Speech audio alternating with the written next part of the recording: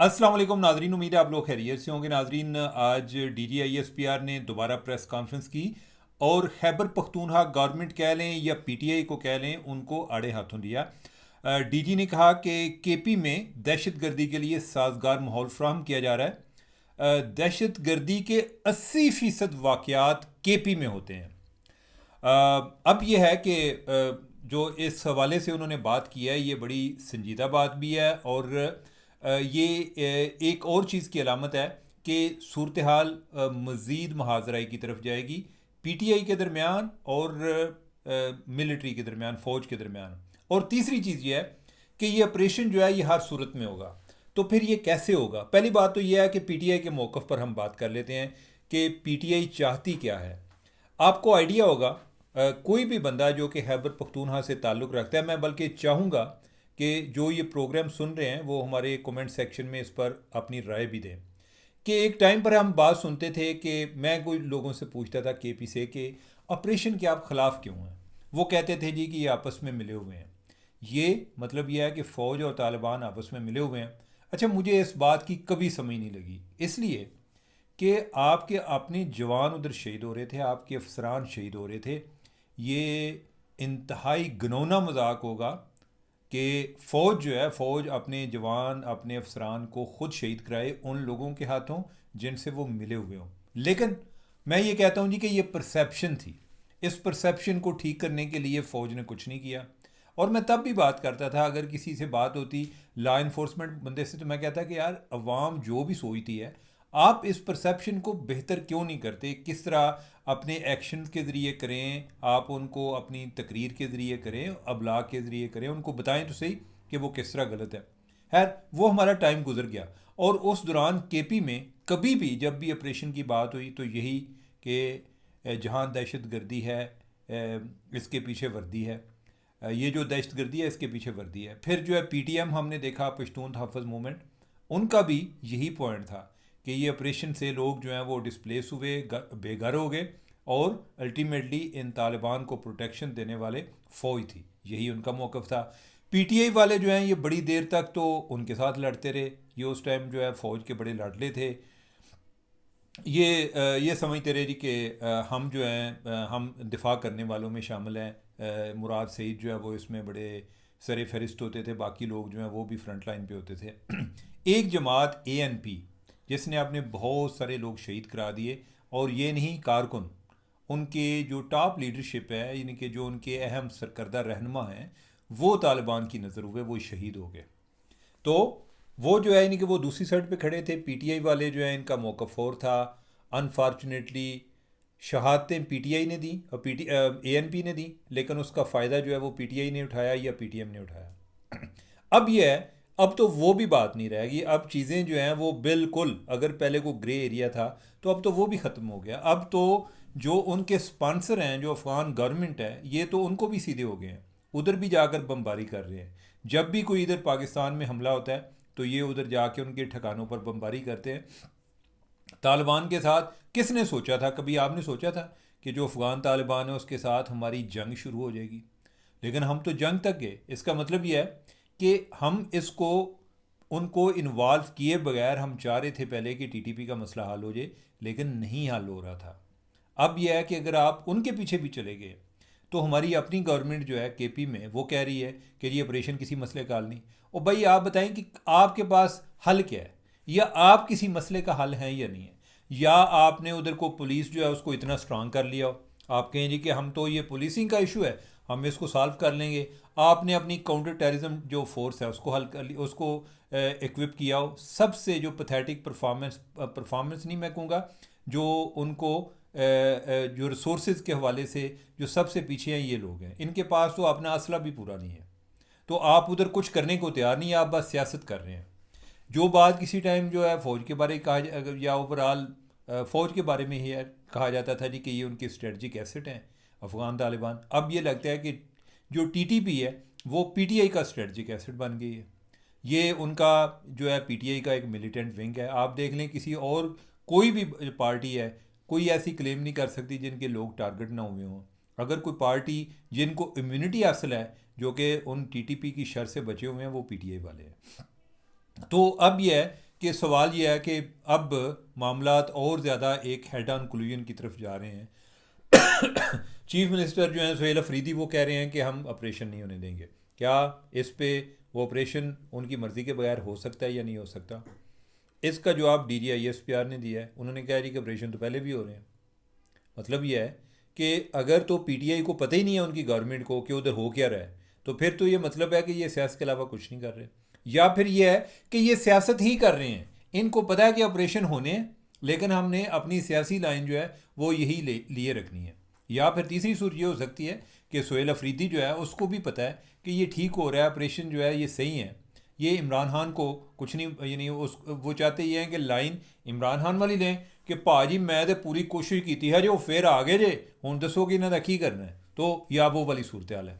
तो ओवरऑल ये है कि ये ऑपरेशन जो है मुझे लग रहा है कि जैसे को मज़ीद ऑपरेशन होने जा रहे हैं, और अभी तक कोई KP गवर्नमेंट को मज़ामत तो नहीं कर पा रही, लेकिन यह है कि इनको कई जगह पे उनको किसी जगह पे रुकावटें नज़र आ रही हैं, इस वजह से उन्होंने इनको ज़रा टेक ऑन किया है। दूसरी जो बात है वो ये है कि उन्होंने कहा यानी कि इसमें जनरल फैज़ जो है उसको भी इन्होंने टारगेट किया। DG ने कहा जी कि किधर हैं, यानी कि इमरान खान या वो वज़ीर आज़म, और या यानी कि जिसके ज़रिए वो काम कराते थे, जनरल फैज़ की तरफ उनका इशारा था। और उन्होंने कहा जी कि ये तो बड़े ताकतवर वज़ीर आज़म थे, ये तो इतने ताकतवर थे कि इन्होंने लोगों को बता दिया था कि जो पाकिस्तान का जो यानी कि कौम का बाप है वो आर्मी चीफ होता है। उन्होंने कहा जी कि आज तक हम तो ये सुनते आए, या हम आज भी ये बिलीव करते हैं कि जो मोहम्मद अली जिन्ना है वो कौम के बाप हैं, फादर ऑफ द नेशन है।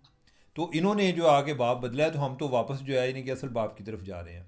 तो लेकिन उनका मकसद ये था कहने का कि भाई ये इतने ताकतवर थे, इतने एम्पावर्ड थे कि इन्होंने जो वालिद है कौम का वो भी बदल दिया। तो खैर एनीवे ये एक और एपिसोड है, ये जो टेंशन है वो बढ़ती जा रही है, ये कम होती नज़र नहीं आ रही।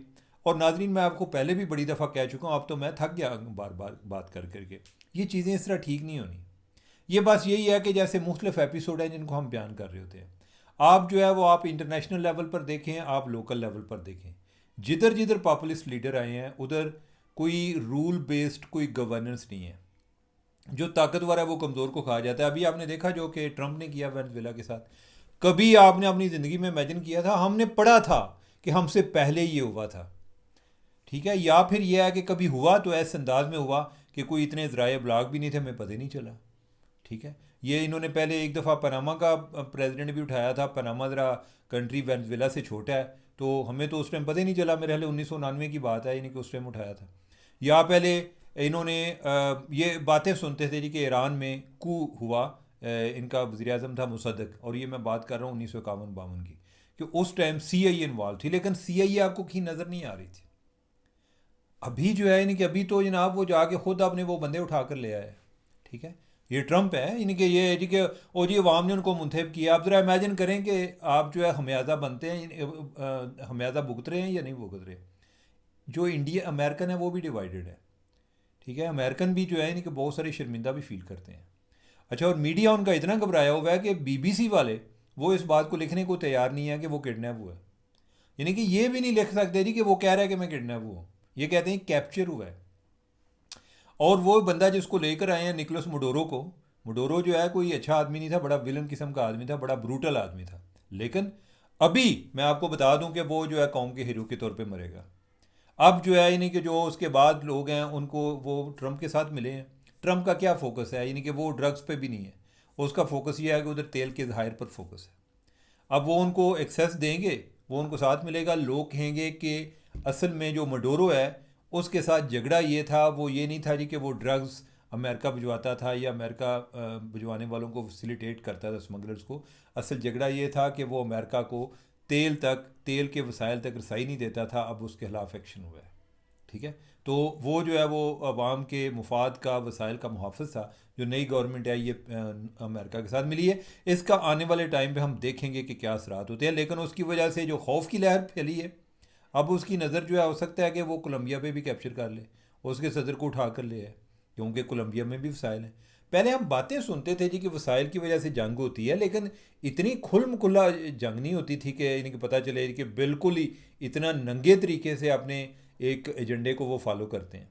ठीक है, आगे उसने मैक्सिको वालों को भी थ्रेट की हुई है, ऊपर से क्यूबा वालों को उसने कहा क्यूबा को तो सारा तेल ही वेनेजुएला से जाता था, लिहाजा इनको तो जाने की ज़रूरत ही नहीं, इनका तेल ही बंद हो जाएगा तो ये वैसे ही मारे जाएंगे। फिर इसके अलावा वो जो वो है ग्रीन टाउन, क्या नाम है उसका, यानी नाम ही भूल गया, यानी कि वो डेनमार्क के साथ जो है ग्रीन समथिंग, तो उधर उस पर भी उसकी उस पर तो आते हुए सबसे पहले उसने उसकी बात की थी जी कि मैं ग्रीनलैंड कि उधर मैं कब्ज़ा करूँगा।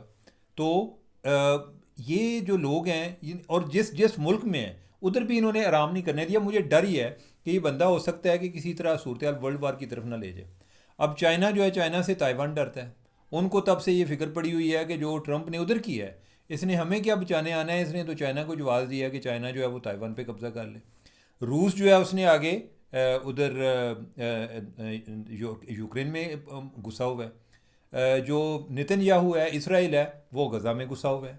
तो ओवरऑल हम कोई एक अच्छे दौर में ज़िंदा नहीं है, ये एक बड़े एबनॉर्मल सिचुएशन है। मुझे लग रहा है कि जैसे सूरत हाल जो है ना ये वर्ल्ड वार 3 की तरफ जा रही है। एनीवे तो जो बात शुरू हुई थी कि जो पॉपुलिज्म है ना ये जमहूरियत के लिए जहर कातिल है।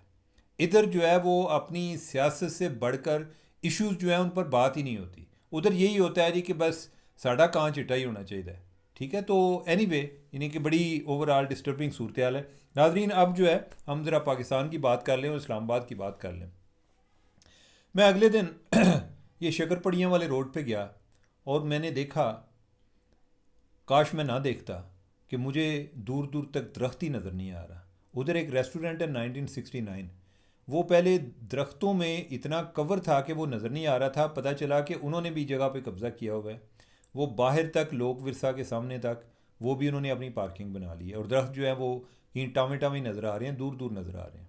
और फिर साथ एरिया था को मेरे 4 एकड़ का, उधर दरख्त पूरे के पूरे उन्होंने हटा दिए हैं। ठीक है, आई डोंट नो कि कौन लोग हैं कि जो इस तरह की ये इस्लामाबाद की डेवलपमेंट कर रहे हैं। ये एक जो है ये क्रिमिनल नेगलिजेंस है। और ये सिर्फ, ये तो मैं आपको बात बता रहा हूँ जो कि एक इस्लामाबाद के अंदर बड़ा एक थिक एरिया था फॉरेस्ट के हवाले से। ये ऐसे था कि जैसे आप गर्मी के मौसम में, शदीद गर्मी के मौसम में उस रोड पे जाते हुए इतने दरख्त होते थे कि आपको एक ज़रा फीलिंग आता था कि शायद ठंड है। ठंड हो या ना हो, दरख्तों को, ग्रीनरी को, उनकी थिकनेस को, एक जंगल था। यानी कि उधर से गुजरते हुए आपको ऐसा एहसास होता था कि ये दरख्तों को देख के कि शायद जो है ना ये गर्मी इतनी नहीं है जितनी बाहर नज़र आती है। इन्होंने, जालमों ने वो भी हटा दिया है। बाकी भी मैं जगह देखता हूँ, इधर पार्क रोड है, पार्क रोड पे इन्होंने दरख्त काफ़ी कम कर दिए हैं। ठीक है, और आई डोंट नो ये जो हमारा मारगला पहाड़ियाँ हैं उधर जो है मुसलसल क्रशिंग हो रही होती है। मुझे नहीं समझ लगती कि आइंदा को 2-3 साल के अंदर अंदर इस शहर का क्या बनना है। इसको पता नहीं लाहौर बनाना चाह रहे हैं या कराची बनाना चाह रहे हैं। कराची अगर आप गए हों या कराची के आप हों तो जब जहाज़ जो है उधर लैंड करने लगता है ना तो आपको दूर दूर तक, यानी कि आपको हर तरफ एक स्ट्रक्चर ही नज़र आता है, यानी कि आपको कंक्रीट नज़र आती है, आपको दरख्त नज़र नहीं आता। दरख्त जो है ना लगता है जैसे कोई नखलिस्तान है इधर छोटा सा, दरख्त नज़र ही नहीं आता। मुझे डर है कि शायद इस्लामाबाद भी कभी ऐसा ना हो जाए। इस्लामाबाद की खूबसूरती जो है वो इसका इंफ्रास्ट्रक्चर नहीं है, इस्लामाबाद की खूबसूरती जो है वो इसकी जो नेचुरल ब्यूटी थी वो है। और अब जो है कोई ऐसे बदसूरत लोग हैं कि जो इस खूबसूरती को ख़त्म करने पे तुले हुए हैं। तो नाजरीन आज के लिए इतनी, मुझे दें इजाज़त, अल्लाह हाफिज़।